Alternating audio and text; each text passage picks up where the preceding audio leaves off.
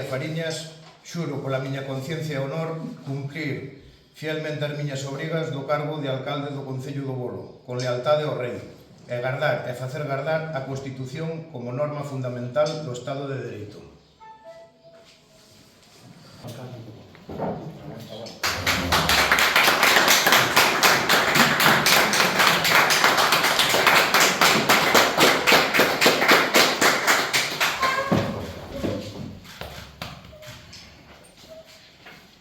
Por lo tanto, levantamos a sesión. Primeiramente, a todos os que no seu día confiaron en nós votándonos para que poderamos chegar hasta aquí. E o segundo, quero darlle as gracias a Alberto e a Vicente. A Alberto,